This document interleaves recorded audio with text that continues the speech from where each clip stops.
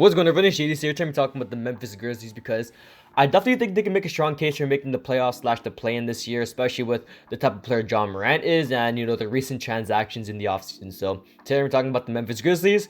So what's up? My name is JDC. If you like the video, drop a like down below, press the sub button. We do NBA content here, but mostly Houston Rockets. Obviously, we do have a Memphis Grizzlies video today, but Houston Rockets content should be coming back consistently soon because the preseason opener is in 12 days from now, which is, I'm recording this on September 23rd, and the first preseason opener for the Rockets is on October 5th. So look out for probably a game analysis after the game, but we're here with the Memphis Grizzlies video, and hopefully you guys like the video. So drop a like down below, press the sub button, and let's get into the video. So Memphis Grizzlies, they have done a lot this offseason, especially with kind of reshaping their roster into what they really need.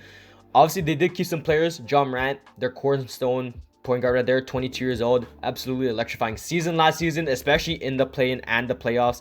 Was absolutely electric in the playoffs. I'm not gonna lie to you. Did average 30 points per game, 5 rebounds, 8 assists in the playoffs.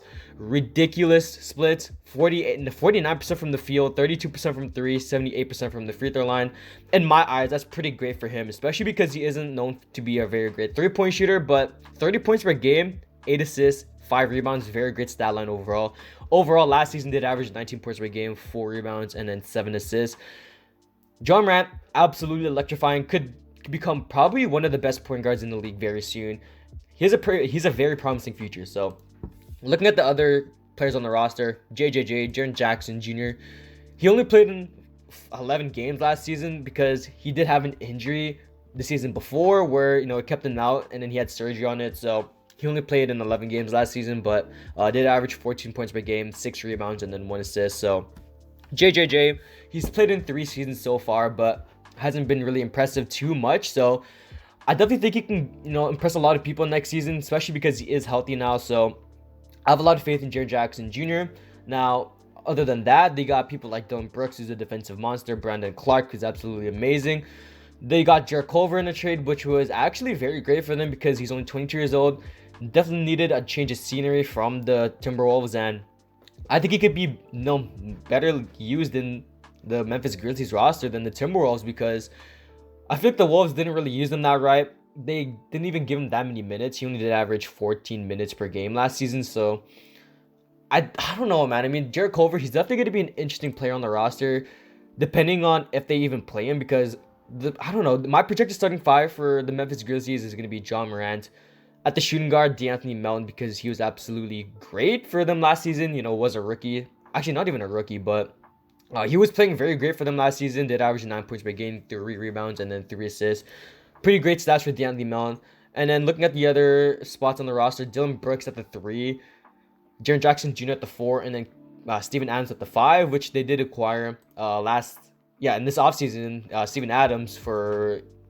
They traded Jonas Valanciunas, and then they traded their 17th pick in the 2001 NBA draft for Eric Bledsoe, Steven Adams, and the 10th pick, which they did draft Zaire Williams. So that's the rookie right there. I don't really know too much about Zaire Williams' game because I haven't seen too much clips of him, but I probably will start watching some more Memphis Grizzlies games because I'm pretty high on this roster. John Morant, Jarrett Culver, I'm behind both of those. JJJ, have a lot of faith in them. Carson Edwards, Chris Dunn, they have a lot of good young players on the team, but looking at the bench, Brandon Clark's probably coming off the bench for sure. Kyle Anderson, obviously.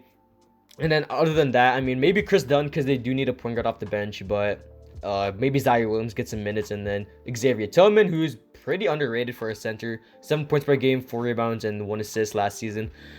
Really great stats for Xavier Tillman in only 18 minutes. So definitely expecting a lot from him, especially with the backup center role on the Memphis Grizzlies. So... And then looking at the other players on the roster, I don't know. I mean, Jarrett Culver could break in some minutes, maybe over Chris Dunn, just depending on what happens, because I think he could run the point guard. I don't know if he could run it over Chris Dunn, because Chris Dunn is already a little bit more proven in the league. He didn't even average that many points last season, but, 1.2 rebounds and then 0.5 assists. He only played in 4 games, too, which is the reason why he didn't get too many minutes, or he didn't get too many stats, but I think Jarrett Culver could play over Chris Dunn, depending on what happens. He would be my pick to play over Chris Dunn, too, which makes sense because he's younger, has more upside, so he has more defense, too, which is great. So Overall, I definitely think this Memphis Grizzlies team can make the playoffs. I think they can make the play-in. Their ceiling is probably the play-in, and then exceeding expectations, they could become a playoff contender. If they do make the playoffs, they're easily a first round or a second round exit for me. There's no way they make it to at least the conference finals, and it's just like a loaded Western Conference, so it wouldn't make any sense for them to at least pass the second round, which makes sense because they got the Lakers, the Clippers. Although they don't have Kawhi Leonard, which makes sense. So Paul George, if he becomes an MVP caliber season, or he has an MVP caliber season, the Clippers could definitely make the conference finals. And with the Memphis Grizzlies being in the West, it's gonna be tough competition for them, especially because they're a young team. So, and yeah, I don't really see any vets on this roster. There's no one on this roster over 30 years old. The only person even remotely close to 30 years old is Steven Adams at 28. So, this team is very young.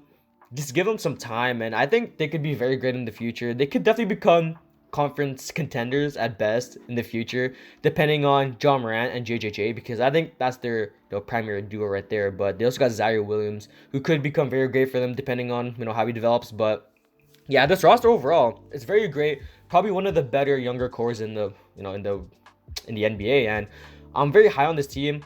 They kind of remind me of the Rockets. I kind of compare teams to the Rockets a lot, but the Rockets, they obviously have more vets than this team, but in terms of young core, they also have a really good young core too. So the Memphis Grizzlies, hopefully they make the playoffs, and then hopefully they at least make the play-in. So I'm really high on this team. Hopefully they make the playoffs and go Memphis Grizzlies. So that's the video. My name is JDC, and I'm out. Peace.